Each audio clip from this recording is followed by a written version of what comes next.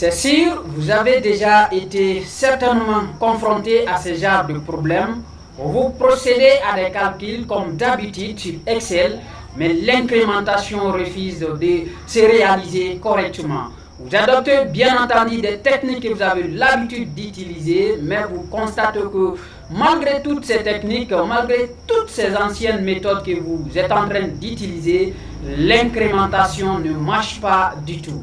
C'est comme nous le voyons avec cet exercice ici présent, où nous avons besoin de déterminer le montant. Comme vous le savez tous, nous avons les produits, les quantités vendues et le prix unitaire. On sait que pour obtenir à partir de là le montant, il faut procéder à une multiplication de la quantité vendue au prix unitaire. Vous passez par toutes les techniques, ça ne marche pas. Voilà ce que nous allons expliquer aujourd'hui dans cette vidéo. Alors, vous allez le voir pratiquement, j'ai le même problème avec ma machine.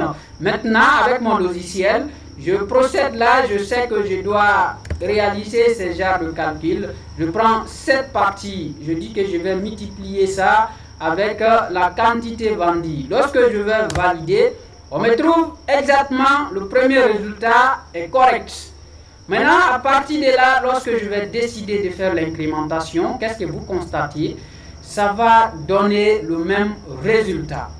Donc, ça veut dire que là, il y a un souci. Alors que j'ai bien utilisé la technique que j'utilisais au départ et ça marche réellement, mais ici dans cette vidéo, vous voyez que ça refuse. J'efface, j'emprunte une autre technique, je sais que j'ai la fonction produit que je peux écrire. Je prends produit, directement je sélectionne les deux et je vais fermer la parenthèse, je valide l'opération. On me donne effectivement le résultat qu'il faut, 1 800 000. Mais quand je vais encore incrémenter, vous voyez bien, ça va toujours me donner le même montant pendant que les autres cellules sont là. Ça ne devrait pas donner ce montant maintenant là. Alors pour résoudre ces problèmes, qu'est-ce qu'il faut faire? C'est très simple. Vous avez déjà fait votre calcul, vous n'avez pas besoin de le reprendre. Vous laissez ainsi et vous venez dans l'onglet Formule. À partir de là, dans son ruban, vous allez voir ici, où c'est écrit option de calcul. Nous cliquons dessus et vous voyez directement que le calcul est coché par la méthode manuelle. Ça veut dire que ça, il faut que vous-même vous effectuez manuellement le calcul. Mais lorsque nous allons venir à partir de là pour cocher la partie automatique, et vous voyez bien sûr le miracle qui va se réaliser, vous allez constater directement que le calcul va se réaliser convenablement. Alors là, c'est l'astuce qu'on devrait voir ici dans cette vidéo aujourd'hui.